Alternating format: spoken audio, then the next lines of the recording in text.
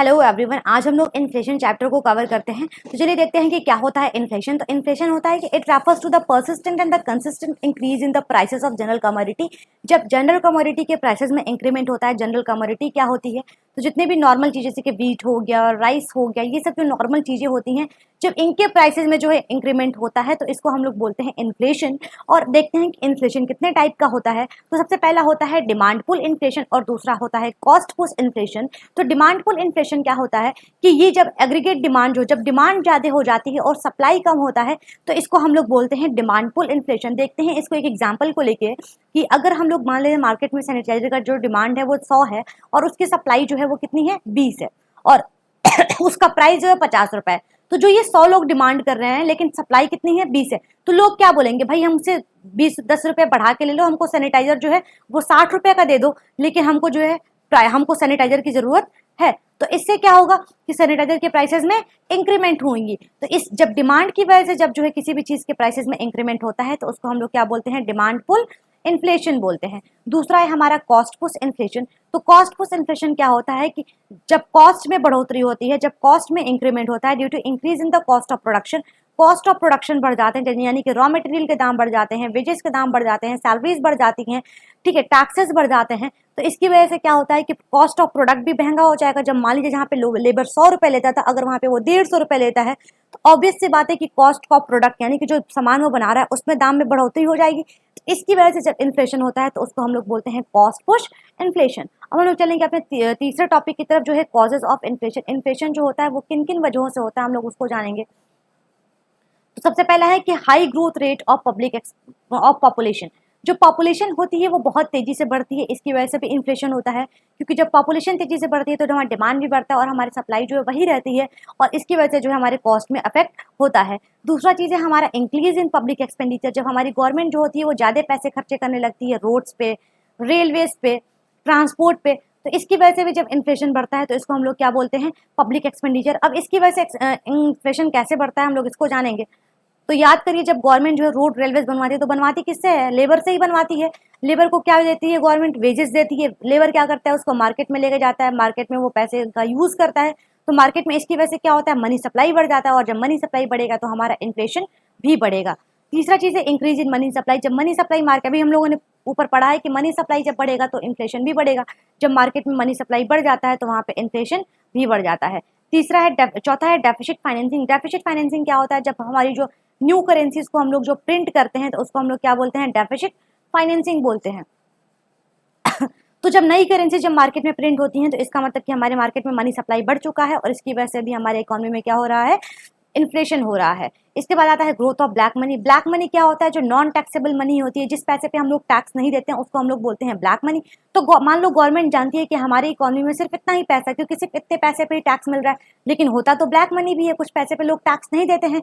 तो हमारी गवर्नमेंट को पता है कि सिर्फ इतना पैसा चल रहा है, लेकिन एक्चुअल में कितने पैसे चल रहे हैं, ये पूरे टोटल पैसे चल रहे हैं।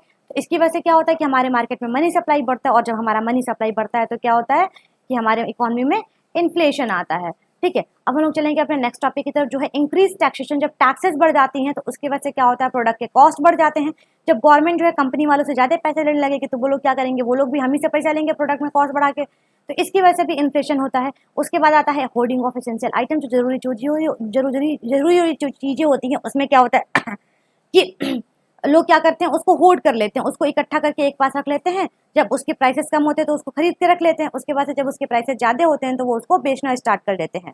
ठीक है, इसके बाद आता है वेज एंड कॉस्ट स्पाइरल। जो लोगों के जो वेजेस बढ़ते रहते हैं हर साल हर ईयर, तो इसकी वजह से भी हमारे मार्केट में मनी सप्लाई बढ़ता है, जिसकी वजह से क्या होता है कि इन्फ्लेशन होता है। इसके बाद आता है हमारा इजी फाइनेंस। इजी फाइनेंस जो होता है इससे भी हमारी इकोनॉमी में इन्फ्लेशन बढ़ता है, यानी कि लोगों को आसानी से लोन मिल जाता है, लोग आसानी से ले जाकर पैसा रुपए उड़ाते हैं, तो इससे भी हमारी इकोनॉमी में इन्फ्लेशन बढ़ता है। इसके बाद आते हैं नेक्स्ट टॉपिक की तरफ, जो है adverse effect of inflation. Inflation का जो है एडवर्स इफेक्ट क्या क्या है हम लोग उसके बारे में जानेंगे। तो सबसे पहला है कि creates business uncertainty. Business uncertainty create करता है, यानी कि कुछ भी हो सकता है, अगर इन्फ्लेशन बढ़ता है तो एकाएक जो है बिजनेस बंद भी हो सकता है, चालू भी हो सकता है। ठीक है, इससे क्या होता है कि लोगों का ट्रस्ट खत्म हो जाता है। दूसरा चीज़ है कि adverse effect on balance of payment. Balance of payment पे ज़्यादा इफेक्ट होता है, क्योंकि अगर हमारे यहाँ की कॉस्ट बढ़ती है तो जो हमारे यहाँ के फॉरेन इन्वेस्टर्स हैं वो खरीदना कम कर देंगे, यानी कि हमारे यहाँ से एक्सपोर्ट कम होगा और एक्सपोर्ट कम होगा तो हमारे बैलेंस ऑफ पेमेंट पे वैसे भी बहुत बुरा असर पड़ेगा। ठीक है। इसके बाद से है rise in inequalities of income, income में इनइक्वालिटी जो है बढ़ जाती है, अमीर और भी ज्यादा अमीर हो जाते हैं और गरीब और भी ज्यादा गरीब हो जाते हैं।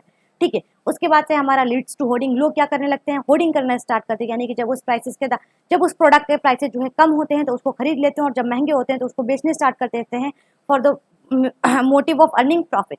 ठीक है। इसके बाद है हमारा adverse effect on saving and investment, saving भी नहीं हो पाती और इन्वेस्टमेंट भी नहीं हो पाता है, क्योंकि प्राइसेस बढ़ेंगी तो लोग जो है खाने पीने में रह जाएंगे, तो या तो वो ना तो वो सेव कर पाएंगे और ना ही वो इन्वेस्ट कर पाएंगे। इसके बाद से हमारा adverse effect on weaker section, जो हमारे गरीब मजदूर होते हैं उन पर भी बहुत बुरा असर पड़ता है, क्योंकि वो लोग क्या करते हैं कि खा पी नहीं पाएंगे, क्योंकि अगर प्राइसेस जो है ज़्यादा महंगे हो जाते हैं तो उनके बस की बात नहीं होती है कि वो लोग उसको जो है सही से खा पी पाएं, चाहे कोई चीज़ें जो है खरीद पाएं। ठीक है। हम लोग चलेंगे अपने नेक्स्ट टॉपिक की तरफ, जो है policies to control inflation, inflation को हम लोग कैसे कंट्रोल कर सकते हैं। तो इसमें हमारी 3 पॉलिसीज है। पहला है हमारी मॉनेटरी पॉलिसी, दूसरा है हमारा फिस्कल पॉलिसी और तीसरा है हमारा अदर पॉलिसी। तो देखते हैं मॉनेटरी क्या होता है, फिस्कल क्या होता है, अदर क्या होता है। तो मॉनेटरी पॉलिसी क्या होती है हम लोग इसके बारे में देखेंगे। तो मॉनेटरी पॉलिसी में पहला आता है क्वांटिटेटिव इंस्ट्रूमेंट, क्वांटिटेटिव इंस्ट्रूमेंट्स में यानी कि परसेंटेज और नंबर से जो है इसको सही किए जाते हैं, और क्वालिटेटिव इंस्ट्रूमेंट में यानी क्वालिटी तरीके से जो है इसको सही किए जाते हैं। सबसे पहले देखते हैं कि हम लोग क्वांटिटेटिव इंस्ट्रूमेंट्स में क्या क्या चीजें आती हैं। तो पहला आता है बैंक रेट, बैंक रेट को बढ़ा दिया जाता है। ठीक है। बैंक रेट क्या होता है, जिस रेट पे जो है कमर्शियल बैंक जो होती है वो जनरल पब्लिक को लोन देती है, उसको हम लोग बोलते हैं बैंक रेट। तो बैंक रेट को अगर कमर्शियल बैंक जो है बढ़ा देती है तो ऑब्वियस सी बात है जनरल पब्लिक उसको लेना ही जाएगी, यानी कि अगर जो है लोन पे जो है अगर इंटरेस्ट बढ़ जाएगा तो जनरल पब्लिक बोलेगी भैया हम इतने इंटरेस्ट पे हम लोग लेके क्या करेंगे, पहले तो हमको इतने ही कम इंटरेस्ट में मिलता था। दूसरा है हमारा ओपन मार्केट ऑपरेशन, जब गवर्नमेंट जो होती है अपनी सिक्योरिटीज को पब्लिक में सेल करती है तो इसकी वजह से क्या होता है, मार्केट में जो मनी सप्लाई होता है कम हो जाता है, क्योंकि गवर्नमेंट उन लोगों को लालच देती है कि आइए हम आपको जो है इतने % का जो है रेट ऑफ इंटरेस्ट देंगे। तो इसकी वजह से क्या होता है, जनरल पब्लिक जो होती है गवर्नमेंट की तरफ अट्रैक्ट होती है, क्योंकि गवर्नमेंट भी एकदम सेफेस्ट जगह है जहाँ पे वो लोग पैसा जमा कर सकते हैं। तो इसी वजह से क्या होता है कि गवर्नमेंट जो होती है अपनी सिक्योरिटीज को सेल करती है, जिससे वो जनरल पब्लिक के पास से जो है मनी सप्लाई को कम कर सके। और तीसरा है increase in legal reserve requirement, यानी कि LRR में इंक्रीज करना। अब LRR क्या होता है हम आपको बता देते हैं। देखिए LRR legal reserve requirement, legal reserve requirement में 2 चीजें आती हैं, एक आता है हमारा CRR और दूसरा आता है हमारा SLR। LLR जो होता है वो RBI जो बोलती है सारे बैंक को मेंटेन करने के लिए, इसमें 2 चीजें आती हैं। पहला आता है CRR और SLR। CRR का मतलब होता है कैश रिजर्व रेशियो, ये बोलती है RBI की कुछ पैसा जो है आप अपने पास रखिए, ताकि जो है जब आपकी जो है इंसॉल्वेंसी का जब आपका पीरियड आता है, जब एक ऐसा स्टेज आ जाएगा जब आप किसी को पे ऑफ नहीं कर पाएंगे, तो वहां पे जो हम आपकी इन चीजों को जो है बेच के जो है आपके कस्टमर्स को पे करेंगे। दूसरी चीज होती है SLR, जो RBI बोलती है कि आपको ये चीजें भी मेंटेन करनी रहेंगी, क्योंकि अगर आपके पास जनरल पब्लिक आती है तो वो आपसे जो है पैसा ले सके, यानी कि आप अपने जनरल पब्लिक को जो है पैसा दे सके। और ये जो SLR होता है वो सबसे लिक्विड फॉर्म में रखती है बैंक, यानी कि कैश के फॉर्म में रखती है बैंक, जिससे जो है वो अपने कस्टमर्स को पैसा दे सके। उसके बाद से आता है हमारा कि इंक्रीज इन लीगल, यानी कि गवर्नमेंट RBI बोलती है कि देखो भैया आप तुम अपने पास जो तुम्हारा जो LRR है उसको तुम अपने पास रखो, यानी कि रिजर्व जो है ज्यादा से ज्यादा अपने पास रखो, यानी कि इसका मतलब कि हमारे जनरल पब्लिक के पास पैसा ना पहुंच पाए। ठीक है। इसके बाद आता है हमारे क्वालिटेटिव इंस्ट्रूमेंट्स। क्वालिटेटिव इंस्ट्रूमेंट्स में क्या होता है कि मार्जिन रिक्वायरमेंट को गवर्नमेंट बढ़ा देती है। मार्जिन रिक्वायरमेंट को कैसे गवर्नमेंट बढ़ाती है हम लोग जानेंगे कि अगर हम कहीं पे भी लोन लेने जाते हैं तो वहां पे क्या होता है, हमको कुछ सिक्योरिटीज रखनी होती है, कुछ मॉर्गेज रखना होता है, तो उसके बदले हमको गवर्नमेंट क्या बोल देती है, पैसा देती है, यानी कि गवर्नमेंट नहीं कॉमर्शियल बैंक हमको पैसा देती है। तो अगर हमारे पास जो है 1 लाख का मॉर्गेज है तो हम एक्सपेक्ट करते हैं कमर्शियल बैंक से कि वो हमको 1 लाख तक का या फिर 80,000 तक का या फिर 90,000 तक का जो है लोन प्रोवाइड कर देती है। लेकिन अगर वो टाइम इन्फ्लेशन का होता है तो बोलती है कि देखो हम तुमको इतना पैसा तो नहीं दे सकते हैं, लेकिन हाँ हम तुमको उससे कम पैसा दे सकते हैं, यानी कि अगर तुम्हारे पास 1,000 का मॉर्गेज है तो हम तुमको 85,000 देंगे लोन में। ठीक है। तो इससे क्या होता है कि जितना ही कम से कम पैसा जाएगा हमारी इकोनॉमी में, उतना ही जो है हमारी इकोनॉमी में मनी सप्लाई कम होगा। दूसरा होता है मोरल सॉसन। इसमें क्या होता है कि जो भी हमारे कमर्शियल बैंक के ऑफिशियल्स होते हैं, अगर कोई लोन लेने जाता है तो उसको जो है डिस्करेज करते हैं कि आप लोन मत लीजिए, इससे क्या होगा कि आपको इंटरेस्ट पे करना पड़ेगा, इतना हाई रेट ऑफ इंटरेस्ट है, तो इससे डिस्करेज हो जाते हैं लोग कि लोन ना लें। तीसरा है हमारा सेलेक्टिव क्रेडिट कंट्रोल। ये जो है कुछ क्रेडिट वर्दी लोगों को दिया जाता है, जो लोग बैंक के सबसे खास होते हैं, उनको जो है अगर लोन की जरूरत होती है इस टाइम पे तो इनको दिया जाता है, यानी कि चुन चुन के लोगों को सिर्फ लोन दिया जाता है, यानी कि हमारे मार्केट में मनी सप्लाई कम हो जाए। इसके बाद आता है हमारा नेक्स्ट टॉपिक जो है फिस्कल पॉलिसी। फिस्कल पॉलिसी में क्या होता है, सबसे पहले होता है एक्सपेंडिचर पॉलिसी। एक्सपेंडिचर पॉलिसी में जो भी हमारी गवर्नमेंट खर्चा करती है रोड रेलवे कंस्ट्रक्शन पे, तो गवर्नमेंट क्या कर देती है इस इन्फ्लेशन के टाइम में इन चीज़ों को क्या कर देती है, कम कर देती है, जिससे कि हमारे जो है मार्केट में मनी सप्लाई कम हो जाए। और ये कैसे कम होगा, रोड रेलवे बिल्डिंग वगैरह जिससे भी बनवाएगी, ब्रिजेस वगैरह जिससे बनवाएगी, वो लेबर को बनवाएगी, लेबर को क्या देगी, वो वेजेस या फिर सैलरीज देगी, वो क्या करेगा मार्केट में लेके जाएगा, और मार्केट में जब वो पैसा लेकर जाएगा तो वहाँ पे हमारी मनी सप्लाई इंक्रीज होगी, जिसकी वजह से हमारा क्या होगा, इन्फ्लेशन होगा। तो गवर्नमेंट क्या करती है कि अब जो है पब्लिक एक्सपेंडिचर पे जो है कम से कम खर्चा करती है, यानी कि हमारे मार्केट में मनी सप्लाई कम से कम हो। दूसरा आता है हमारा रेवेन्यू पॉलिसी। रेवेन्यू पॉलिसी का मतलब होता है टैक्सेस वगैरह वसूलना।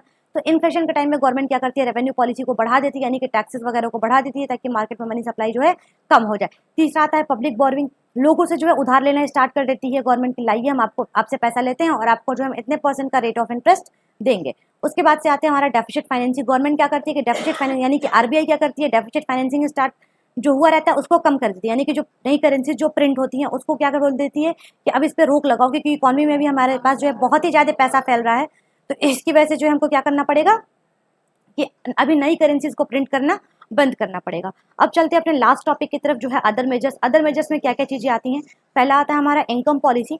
इनकम पॉलिसी में क्या होता है कि जो भी हमारे इनकम में हर साल इंक्रीमेंट होता है, हमारे इनकम में नहीं जितने भी एम्प्लॉयज़ होते हैं उनके इनकम में हर साल इंक्रीमेंट होता है, तो उसको इन्फ्लेशन का टाइम पे बंद किया जाता है। दूसरा है price control of essential item. जो भी जरूरी चीज़ें हैं उस पर गवर्नमेंट जो है प्राइस सीलिंग और प्राइस फ्लोरिंग करती है, जिसकी वजह से जो है गरीब लोग भी जो है उस चीज़ों को खरीद पाएँ। तीसरा आता है improvement in public distribution system. जो हमारा राशनिंग सिस्टम होता है, जो गवर्नमेंट फ्री में राशन बंटवाती है, इसको ठीक करती है ताकि हमारे देश के हर एक गरीब के पास जो राशन पहुंच पाए और वो खाने बिना तो कम से कम ना मर पाए। उसके बाद आता है हमारा increase in availability of goods. जिन चीज़ों की जो है ज़रूरत होती है, जिन चीज़ों की डिमांड बहुत ज़्यादा होती है और उसकी वजह से जो हमारे यहाँ इन्फ्लेशन होता है, गवर्नमेंट क्या करती है उस चीज़ों को प्रोवाइड कराती है किसी भी दूसरे देश से इम्पोर्ट करा के। और लास्ट वाला होता है हमारा पॉपुलेशन कंट्रोल मेजर, यानी कि गवर्नमेंट ऐसा सोचती है कि अगर पॉपुलेशन कंट्रोल होगा तो हमारी इकोनॉमी में डिमांड कम होगी, और डिमांड कम होगा तो उसकी वजह से क्या होगा कि हमारे प्राइसेस कम होंगे, और अगर प्राइसेस कम होगा तो हमारा इन्फ्लेशन भी उस समय पे नहीं होगा। ये रहा अभी तक हमारा सबसे कंप्लीट टॉपिक इन्फ्लेशन का। अब हम लोग चलेंगे अपने नेक्स्ट चैप्टर की तरफ। तब तक के लिए थैंक यू सो मच।